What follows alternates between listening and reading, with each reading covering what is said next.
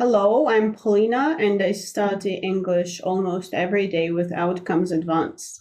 Welcome aboard.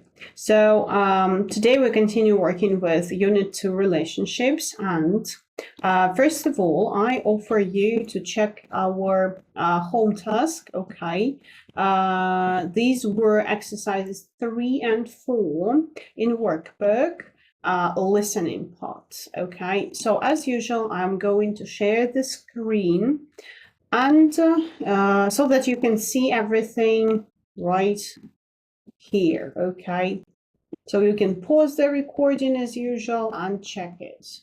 As usual, again, I checked my answers with the answer key from workbook, so I'm sure here are the correct answers. Okay. So married couple, brothers, grandma and her granddaughter. And here you can see number of speakers on the right. Okay.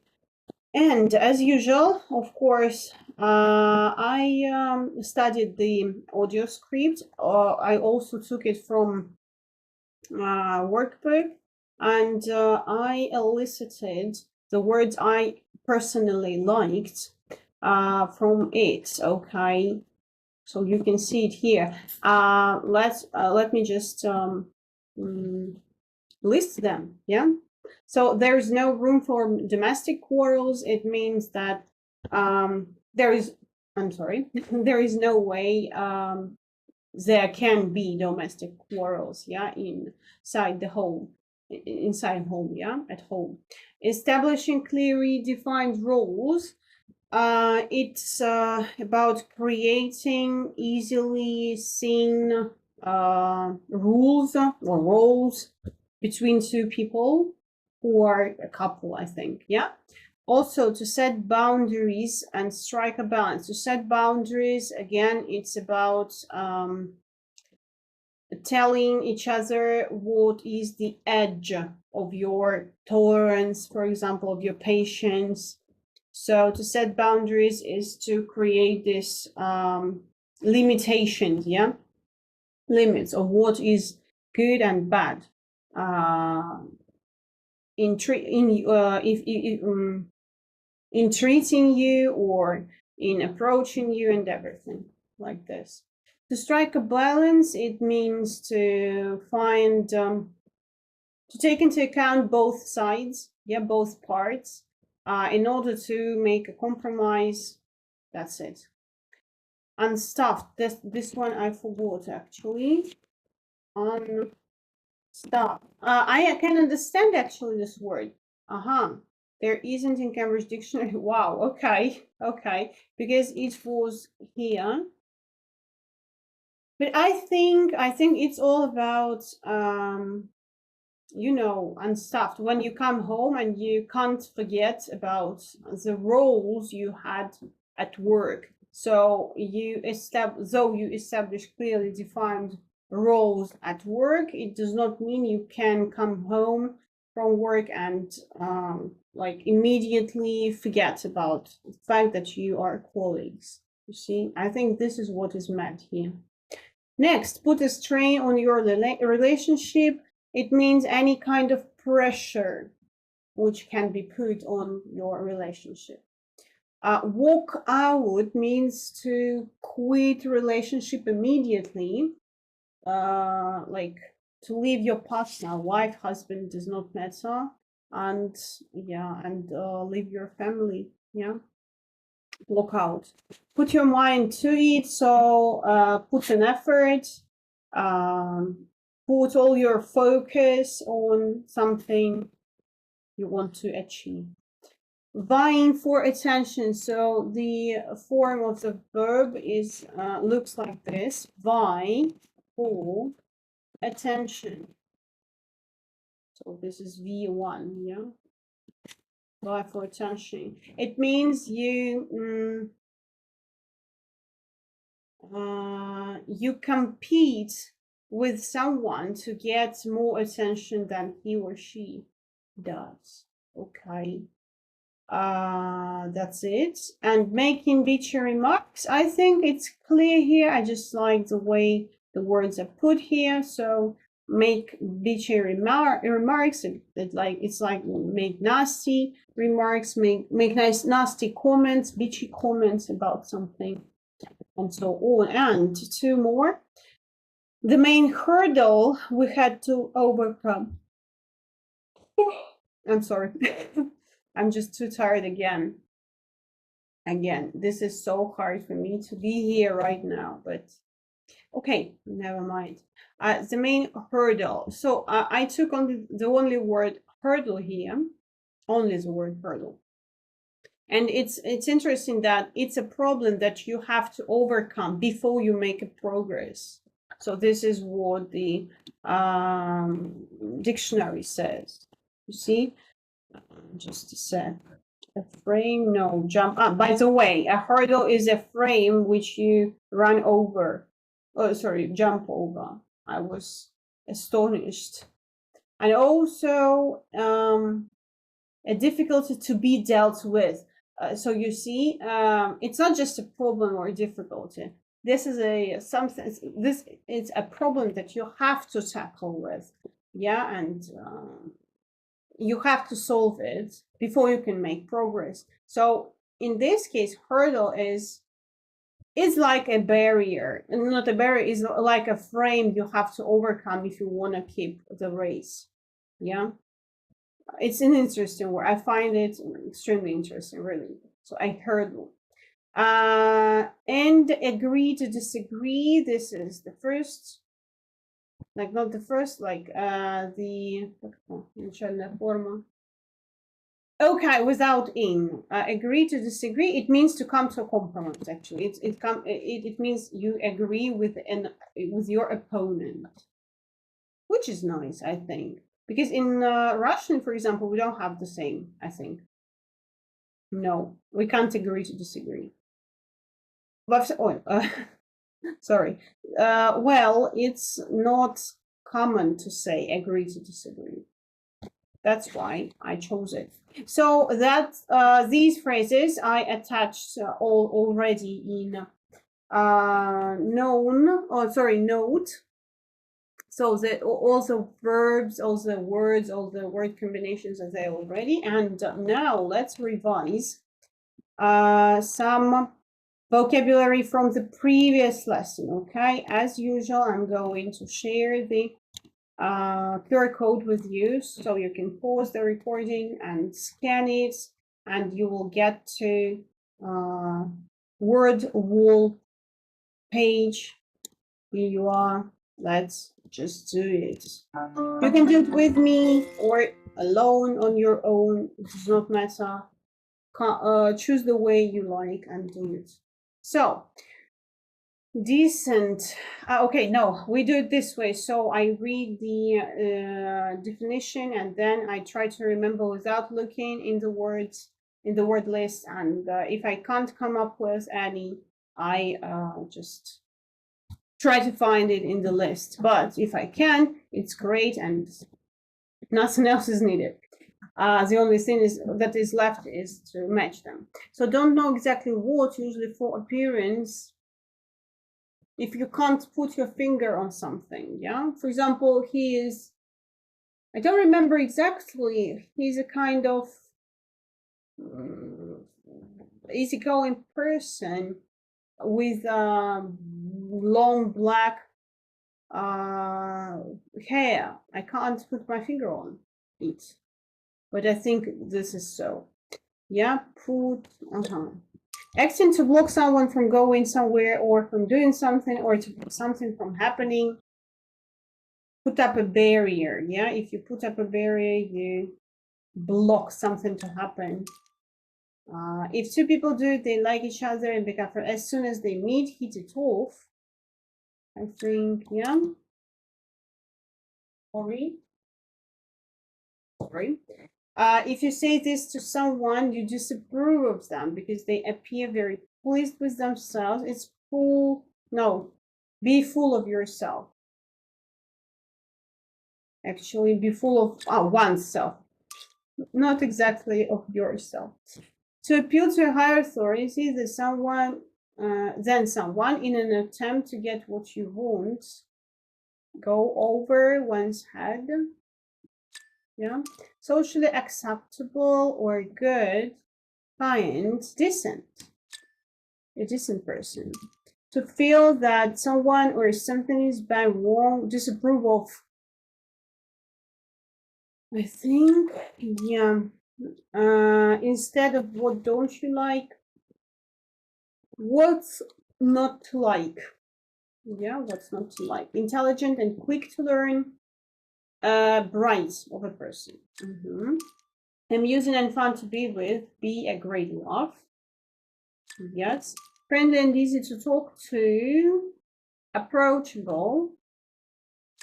Okay, if you do it, you talk about it or do it in an exaggerated way so that it seems much more important than it really is. I'm sorry, can I reread it? If you do it, you talk about it or do it in an exaggerated way so that it seems much more important than it really is. And sorry, I forgot it. Make a thing of something. Yeah. Make feeling happy, drag down. Not aware of oblivious to criticism. Stay apart from other people, keep yourself to yourself or keep oneself to oneself. Full of energy and enthusiasm, lively, and liking to talk in a friendly, informal way, chatty. All right, I think I am right everywhere.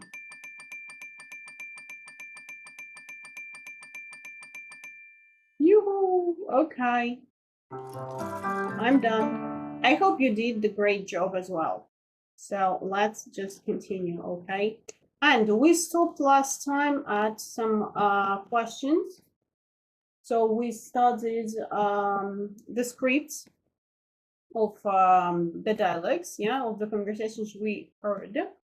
Then there were some questions, and I actually discussed only one of them, answered only one of them. Let me continue. So, and I will go from time to time here or there, sorry, just to be able to use the words, okay? All right, so do you know anyone who has a difficult relationship with their boss and why? Actually, no, I don't. Because all my friends, at least those people who I communicate with, and who I have a word randomly or not regularly, sorry. They are, freelancers. They do not work in any company and do not have any boss except for themselves. That's why I can't answer this question properly. Okay, let me just continue. Okay. Can you think of any celebrities who try to raise awareness of a cause? What's the cause? What do you think about it? Oh, again, no, I don't know. I can't think of any. Unfortunately, or luckily, I don't know. It's not my cup of tea. I don't fancy reading about celebrities or I know nothing about them, really. Sorry for that. If you can, again, leave the comment below the video. You're welcome.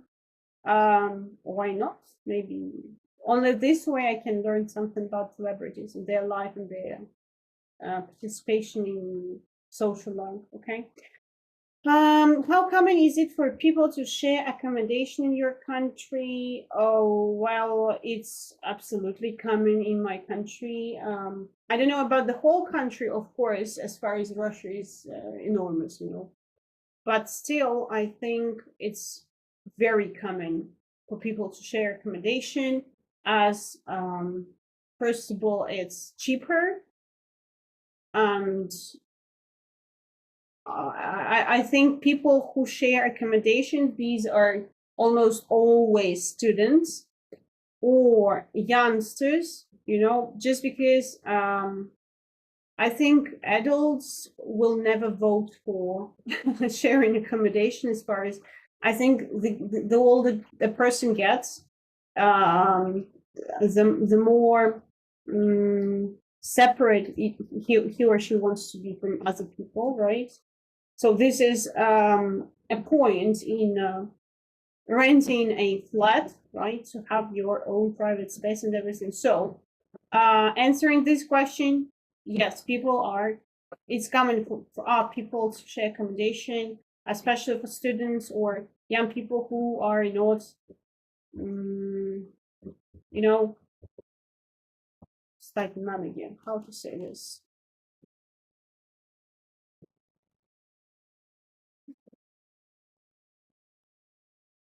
Stand up on feet, get back on their feet. Woo! I'm sorry. These are my cats. These are just my cats. They love to play in the late evening.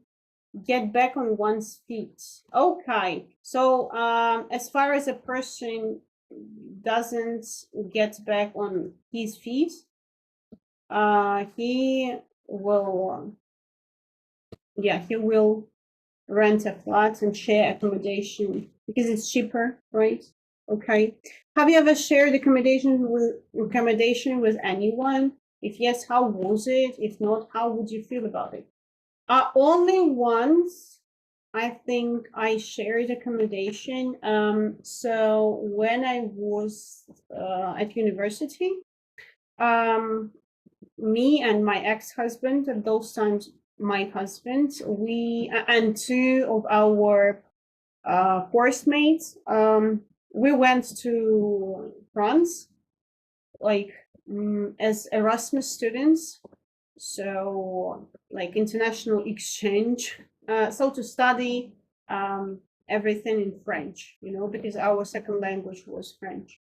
And we were house in a dormitory, and we had to share accommodation, though there were separate rooms for everyone. And despite the fact that I was married to my husband at that time, we had separate rooms. But anyway, we shared accommodation. I consider it sharing accommodation because it felt like I lived with 4 people, with 3 people apart from me. And it was disgusting because I'm the person, maybe I can strike anyone as a person who's full of herself, but I just value private space and hygiene. Yeah, hygiene. Am I right? Hygiene. Hygiene. Hygiene. The degree to which people. Okay, yeah. So I value my own hygiene and private space. So I need it all. And people who I lived with were different from me, and they all had different views on these questions, and it created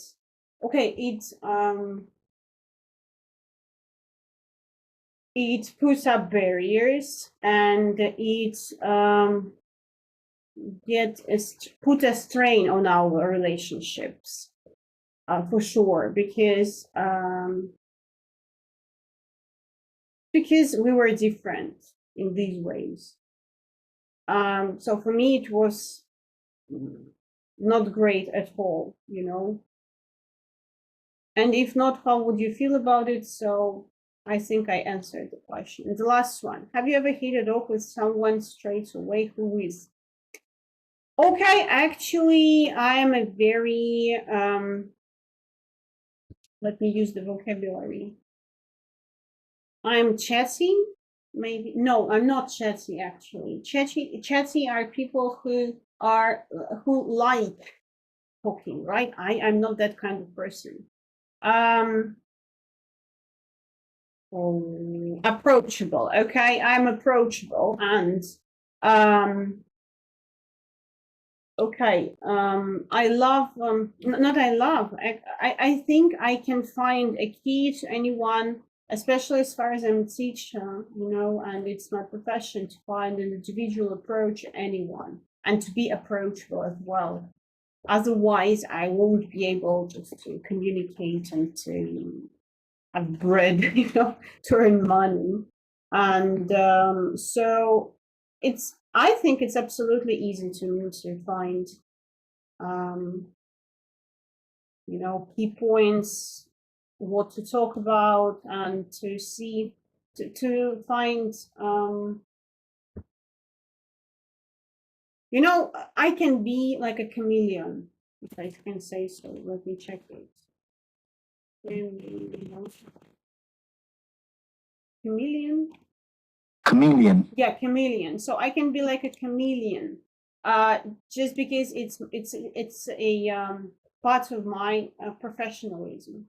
So as far if I want to say that I am a competent teacher, I have to be like a chameleon. Really, it does not mean that I don't have my own principles. I always try to stick to my guns, but at the same time, maybe it's a professional,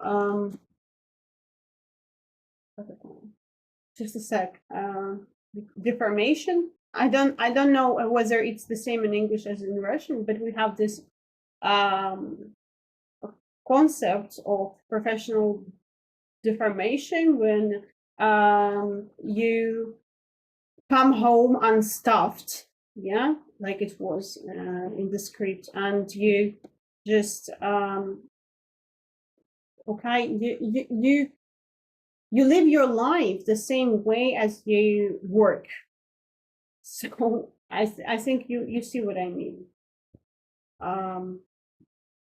That's all I have to say, I think, in this regard. Okay, let's proceed to conversation practice. Let's proceed. I think we have to, you know, to discuss something more. I mean,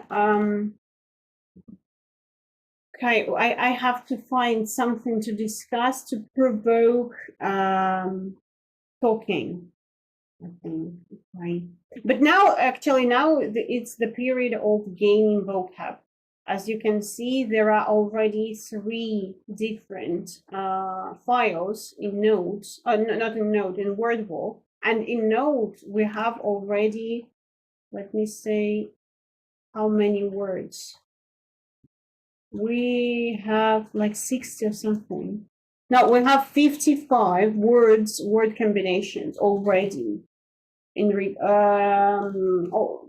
of the topic, on topic relationship. So now the time of gaining the vocab. The next time we're going to read and you know, practice the vocab in exercises, so active, and only finally we're gonna speak, I think. Okay, anyway, let's proceed to conversation practice, which is the next section in our book. And here we are. Write a name for each of the 5 kinds of people below. Think about the words and phrases from this lesson you could use to describe them, examples of their behavior or habits, the kinds of things they say or do, how you feel about them, and why. So someone in your family, someone that can be described with 1 or more words from exercise 1, okay? Someone you get really well with, someone quite unusual, eccentric, or annoying, and someone you admire. Okay. Someone in my family. Let me just close it, or I can just maybe share the screen with you so that you can also see the words I'm going to use, right? Why not? Why not? So describe someone in my family who I'm going to describe. Okay, I'm going to describe my stepfather. Okay, I actually have two fathers. My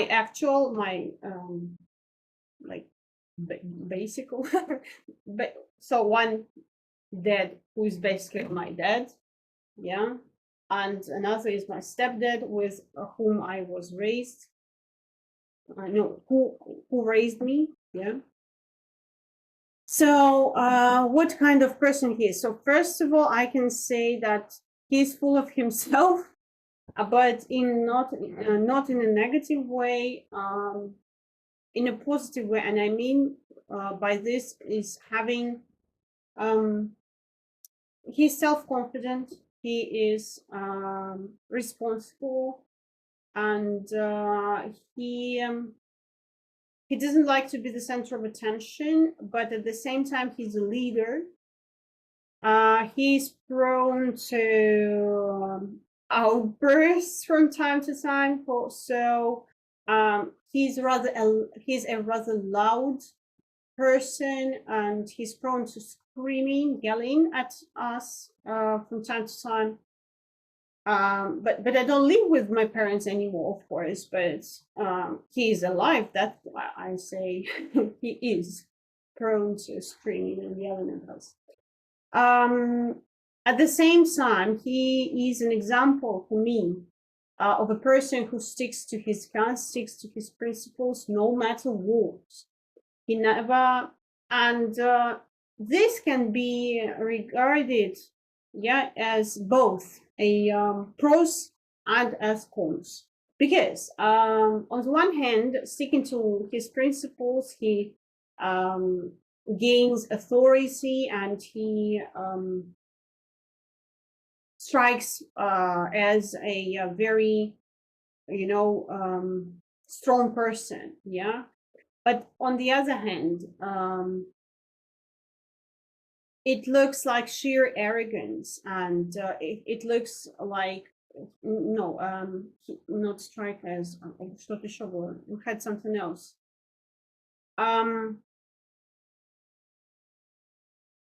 Okay, actually, it looks like he is a bit of a pain, of course, from time to time. As far as he never backs down. Do we have this one? Yeah, he never, almost never backs down.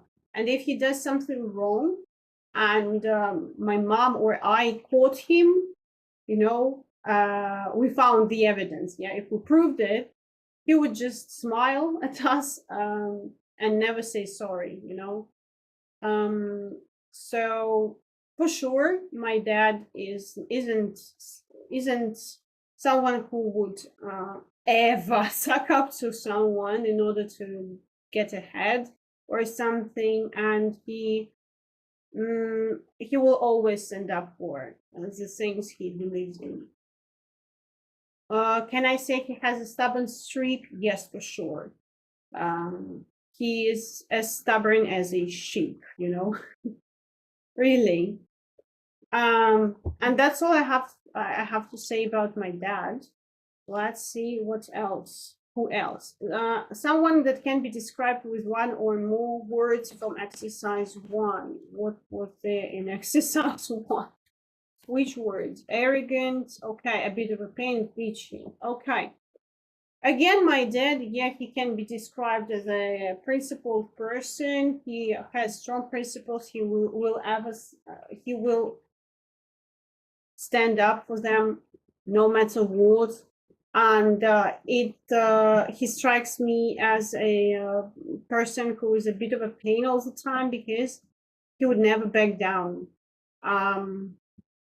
He has a real stubborn streak on any topic, in any regard, and it's difficult to talk to him almost always, just because he's not willing to back down. Okay. Someone you get on really well with. So of course, my boyfriend is a person who I get on really well with, and I can say that we hit it off straight away from the first glance. And now, looking back, I think it was love from the first sight, though we were both married at those times, actually. Some more details about my private life, but anyway, yeah. So yeah, this is a person I really get on well with. He's always chatty for me. He's always ready. He's always there for me, and I just loved him. Loved him. That's it. I just want to finish exercise before we run out of time. Someone quite unusual, eccentric, or annoying. Okay. again, for me, it's my boyfriend, just because he is absolutely unique, a unique man for me. From time to time, he's a bit of a pain, and let me check the words. Strike me as we have something else here, right? He comes across, okay. So he sometimes comes across as total snob or complete snob or a sheer arrogant person, just because and maybe full of himself, just because he's self-confident enough to say that someone is wrong, for example. And he never he gets the impression of he get the impression I get the impression I get the impression he's very principled. Again, he's a strong person who almost never backs down with other people, but for me there is always room for for backing down, and I'm very grateful for it. Okay. You would never suck up to anyone or go behind someone's back, and I absolutely love this fact about him. So again, maybe I'm describing the same person as my stepdad, but it's normal, I think, and I always repeat that to my boyfriend, that he is a better version of my dad, of both my dads. So he is a whole combination of better qualities that my dads have for me. Okay. And finally, someone you admire. Okay, I admire my boyfriend, of course. Okay, let me talk about my mom. I admire my mom because for me, she is an example of sheer femininity, or femininity. Is there a word? Yeah, nice. Okay, she's an example of femininity for me, and I value femininity in women, obviously. Also, she's you know, she's willing to help me anytime I ask her for, and she's also a very strong person, though at the same time she can be laid back in terms of she can like admit or accept things that are happening to her, like the things that like fate gave her or something. What else? She has a stubborn streak, yes, and she sometimes is a bit of a pain, of course, but she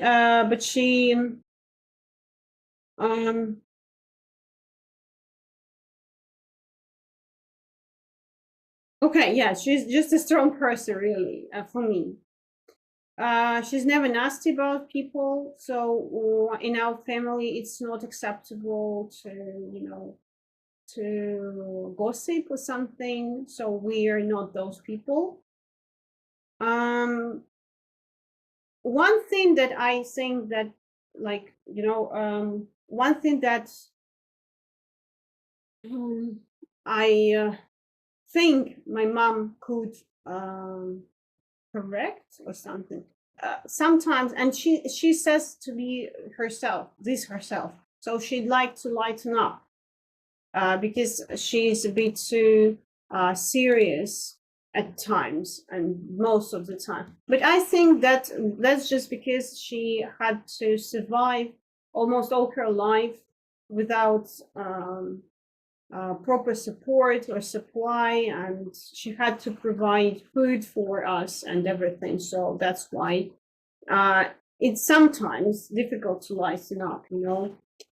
But she's a great woman and person, and I love her, of course. So please share your ideas on people you have around. And I think that's all for today. And thank you for coming and watching. I hope you keep going with me. So next time we're going to read a text, and actually an article about love and relationships, and we also will gain some more vocabulary items. As for our home task, these will be notes. The last part for now, the third part, and next time we again will do Wordwall with this third part of words. Okay, and I think that's all. Let me check whether we have anything in workbook. I don't think we do, actually. Right? Reading, pronunciation, phrasal verbs, no. Developing conversations. But we have done it. So nothing else for the next lesson, just words. Yeah. That's all. Thank you for the lesson. Thank you for watching. I'll be waiting for you next time. I look forward to having you next time. So have a nice evening and goodbye.